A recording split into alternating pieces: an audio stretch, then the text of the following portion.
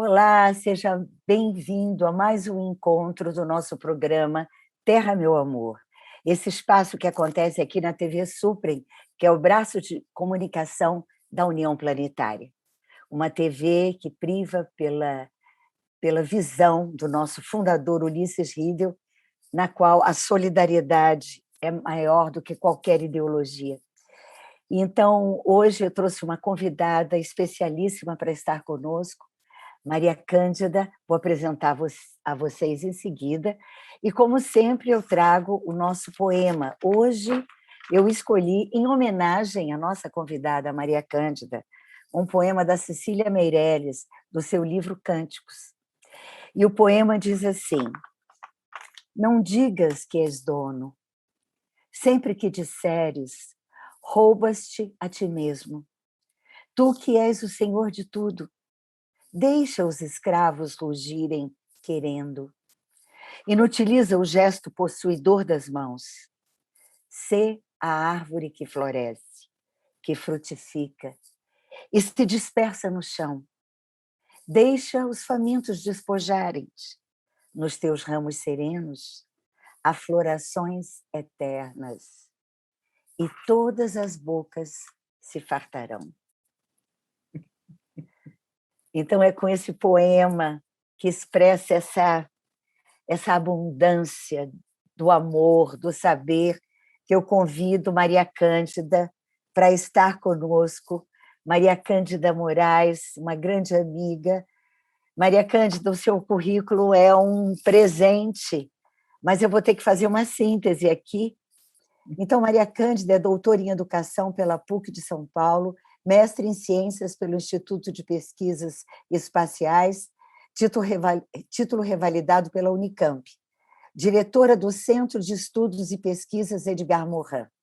Ela foi professora de pós-graduação da Universidade Católica até 2017 e do Programa de Educação de Pós-Graduação em Educação da PUC de São Paulo. Então, assim, Maria Cândida, é uma alegria imensa estar aqui com você hoje. E eu já quero adiantar para os nossos telespectadores que nós vamos conversar em primeira mão sobre essa obra maravilhosa que Maria Cândida está lançando agora, está quentinha, acabou de sair do forno, né? E que traz justamente esse tema do paradigma educacional sistêmico. Né? Nós estamos precisando de uma nova educação que nos tire dessas polarizações. Então, Maria Cândida, seja muito bem-vinda, querida. Muitíssimo grata, querida Regina. É um prazer imenso estar aqui com você hoje, dialogando sobre essa obra em especial, que é uma obra, vamos dizer, que é fruto de 30 anos de uma pesquisa acadêmica feita ao longo de todos esses anos, né?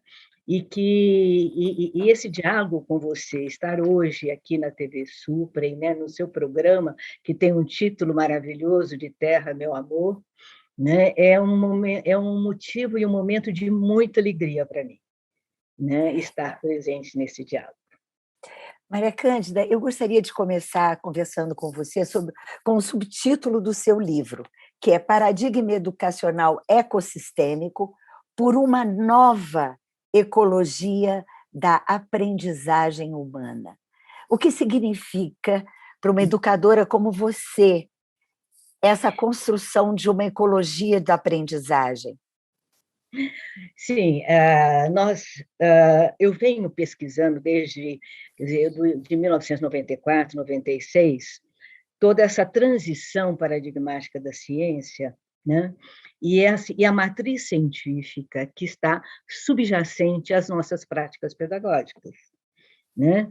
E o que mais me impressiona é que, nesses anos todos, né, nós temos verificado que muda muito pouco, né, que prevalece o quê? Um paradigma tradicional da ciência que privilegia, né, uma polaridade binária, a dualidade do certo e errado, do aprovado, reprovado, enfim, que trabalha toda uma epistemologia que eu diria hoje, um processo de construção do conhecimento, que é um processo que está absolutamente defasado em relação à matriz científica hoje que predomina na ciência do século XX e do século XXI. Então, e essa polaridade binária, ela tem consequências impressionantes em relação à nossa vida humana, de um modo geral. Né? Porque, se nós, contextualizando um pouco, né, toda essa problemática, eu diria que é essa polaridade, essa dualidade que impede, dificulta a nossa visão de realidade, a resolução dos problemas que nós enfrentamos hoje no nosso dia a dia. Não apenas dos problemas educacionais, mas dos nossos problemas ecológicos, dos nossos problemas planetários. Né? E tudo isso culmina hoje, inclusive, nessa guerra entre Rússia e Ucrânia, uma guerra fraticida, absolutamente, vamos dizer assim, que tanto nos entristece e tanto, quer dizer, é indescritível, não? Em pleno século XXI nós estamos vivendo o que nós estamos vivendo. E aí eu pergunto, de onde vem essa polaridade binária, também presente hoje no nosso noticiário nacional e internacional, que, de certa forma, torna, que traz, que expõe a nossa fragilidade democrática, não apenas do Brasil, mas dos países também da América Latina e outros países. Nós estamos todos absolutamente expostos. Né? Por quê? Porque os requisitos, sob o meu ponto de vista, de uma sociedade democrática, ela está na tolerância com a diversidade, ela está no diálogo entre a unidade e a diversidade, entre o uno e o diverso, no respeito às diferenças, na nossa capacidade de pensar, de raciocinar sobre temas complexos. E isso depende, sim, da educação. E isso depende do tipo de racionalidade que predomina nos nossos processos de formação. Sim, Maria Cândida, realmente você trouxe agora, em poucas palavras, o cenário desafiador para todos nós e, ao mesmo tempo, quando você traz o farol da educação, o farol de um novo paradigma de reflexões sobre quais são os processos de aprendizagem diante que nos darão o substrato necessário para lidar com esses desafios. Eu me lembro aqui de um trecho do seu livro que me chamou muita atenção, quando você fala sobre a ecologia dos saberes, né? Que você traz que justamente a unidade complexa das relações, ou a ecologia das relações, o salto é justamente a experiência de uma ecologia de saberes. Então, eu gostaria que você desenvolvesse isso para nós, por favor. Pois não. Olha, a ecologia é a ciência das relações e dos seres relacionados. Ela mostra exatamente, né, ela favorece todos esses processos, ela revela os processos, vamos dizer assim, de interdependência entre os seres, né? Entre o ser e a realidade, entre o sujeito e o objeto do conhecimento. Então, a ecologia dos saberes, ela revela a importância tanto dos saberes científicos quanto das tradições, tanto dos saberes científicos quanto dos saberes dos povos, dos nossos povos ancestrais, e que é preciso integrar esses saberes, né? Integrar as nossas histórias de vida nos nossos processos de construção do conhecimento, né? E realmente favorecer a ecologia, ela é absolutamente fundamental, criar uma nova ecologia da aprendizagem humana, perceber que a aprendizagem humana, ela implica fenômenos absolutamente biológicos de natureza complexa e que envolve todas essas dimensões. Então, é exatamente essa criação de novos ambientes de aprendizagem que favoreçam a expressão dos diversos saberes. Tem um trecho do seu livro, eu estou me reportando porque também quero convidar a todos os nossos telespectadores para percorrerem essa obra importantíssima. Tem um momento em que você traz o Boaventura de Souza Santos,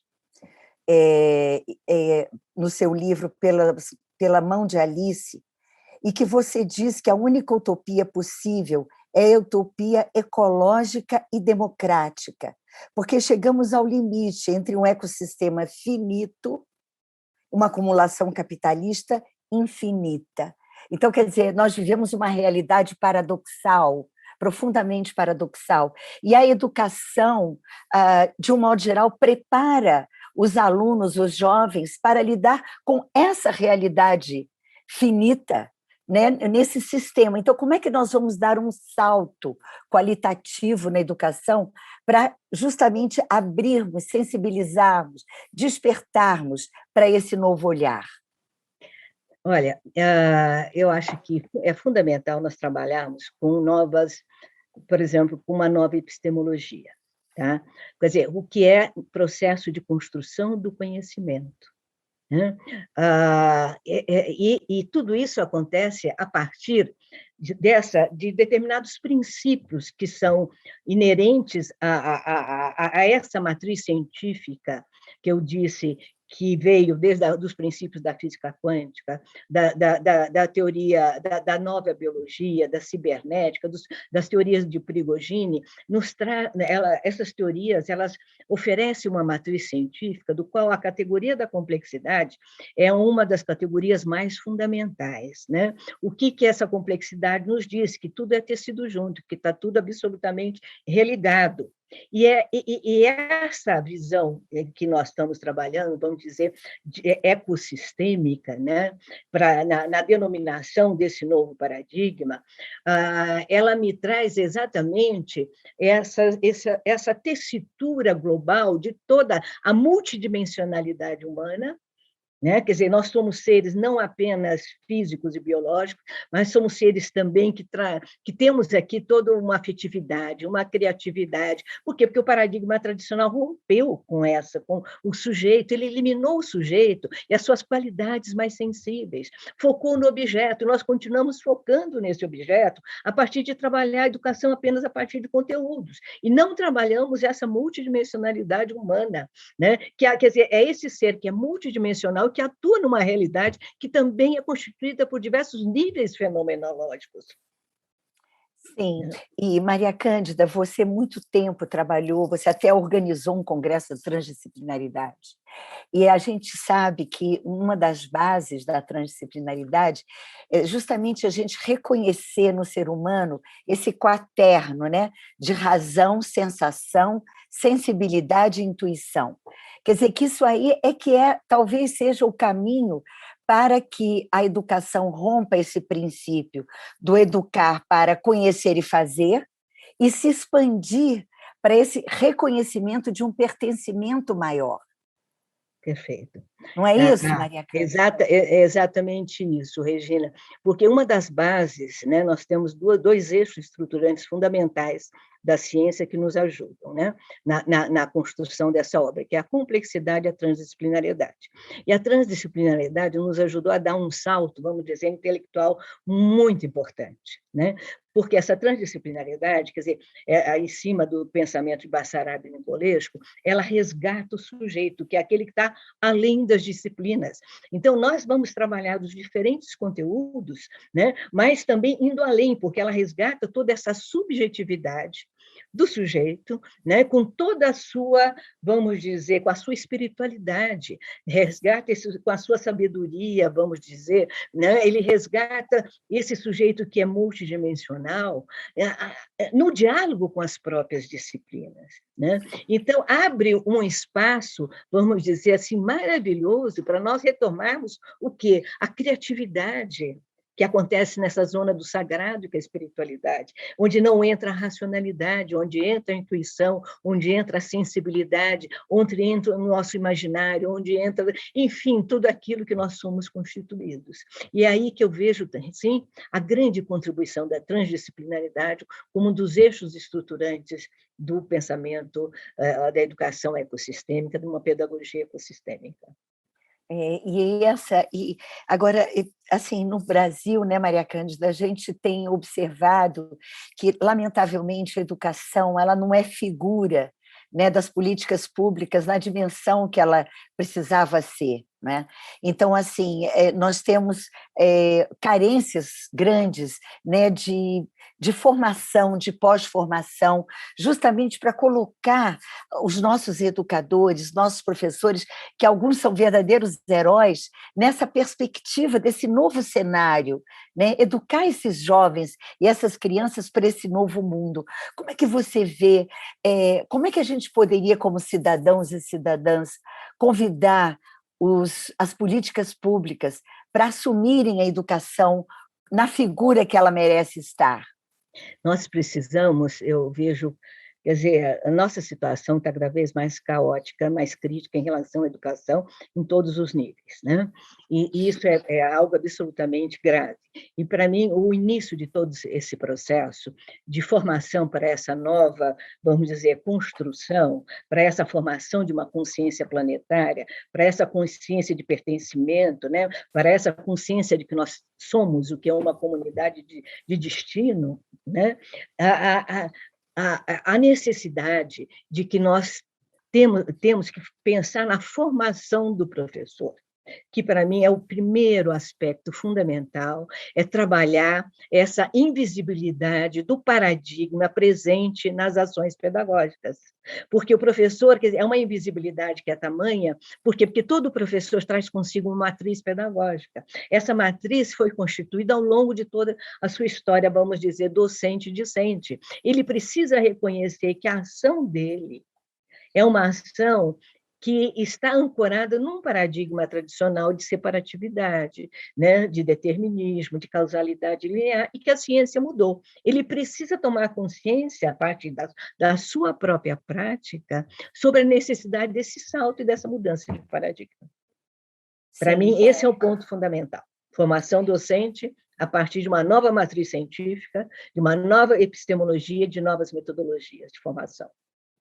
Sim, Maria Cândida, eu concordo em gênero, número e grau com você. E, assim, tem um determinado trecho do seu livro em que você acena positivamente diante desse cenário desafiador, com uma possibilidade de mudança naquilo que você chama a pedagogia ecossistêmica, que é a pedagogia da esperança, né? A partir de Paulo Freire e Edgar Morin.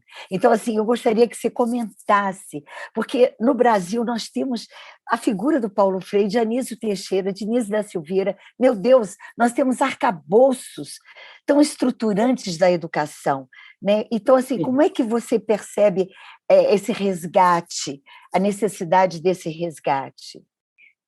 Regina, há um ponto de encontro maravilhoso entre a pedagogia de Paulo Freire, né, a pedagogia da esperança, vamos dizer assim, né, e o trabalho do Edgar Morin, especialmente no que se refere aos princípios que ele adota, né, o princípio dialógico, por exemplo, ele é estruturante tanto do pensamento moriniano quanto do pensamento freiriano, e ele é realmente um dos princípios fundamentais da nossa pedagogia ecossistêmica, né?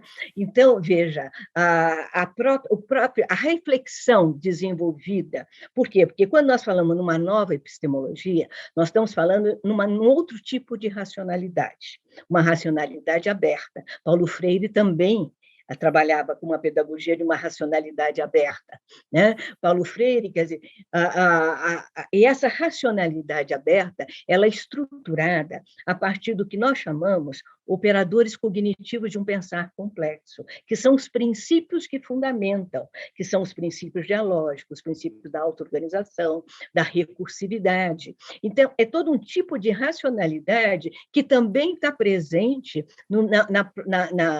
nos processos de conscientização trabalhados por Paulo Freire. Há uma confluência muito bonita, né, entre esses dois grandes autores, que são fundamentais para uma nova pedagogia ecossistêmica, que privilegie uma nova didática, uma didática contextualizada, que tenha como ponto de partida o que ambos dizem que são os problemas reais do nosso cotidiano.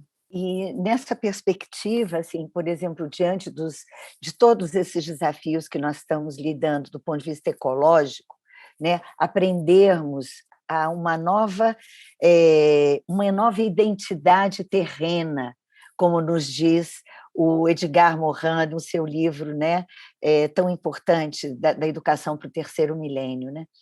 Então, assim, quando você traz essa consciência de pertencimento e, ao mesmo tempo, você traz que, para esse pertencimento no humano, é necessário que o ser humano se reconheça nessa multidimensionalidade que ele tem, que ele é. né? Então, assim, porque, de fato, a sociedade atual, esse modelo econômico capitalista, essa sociedade que construímos, ele reduz o ser humano a ser um consumidor ou ser uma pessoa que vai produzir, não sabe nem para quê, nem para quê, nem por quê. E, no entanto, o que você está trazendo é justamente isso, é a consciência da presença, de uma ecologia da presença, né, Maria Cândida? Sim, Você podia sim. desenvolver isso um pouco mais para nós? Sim.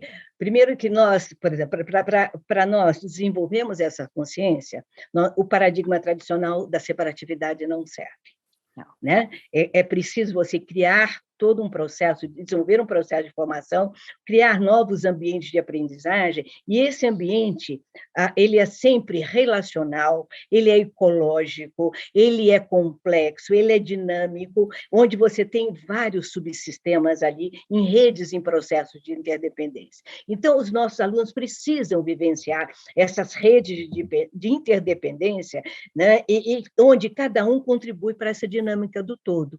Então, ele precisa realmente perceber quer dizer, esses cenários formativos, eles precisam perceber exatamente a existência de atividades que coexistem em diferentes níveis, vamos dizer, fenomenológicos, né? Eu diria que, ao mesmo tempo, você tem aí toda uma questão cognitiva, você tem uma dimensão espiritual, existencial, sociocultural, ambiental, técnico-pedagógico. Resumindo, o grande, assim, a grande expectativa, a finalidade maior dessa nossa linha de pensamento, né, do paradigma ecossistêmico, é fazer a religação do triângulo, dos elementos estruturantes do triângulo da vida, indivíduo, sociedade e natureza. E isso é feito a partir desses novos ambientes, vamos dizer, de ensino, de aprendizagem, de ensino-aprendizagem, né? Onde essas relações são vivenciadas e são construídas.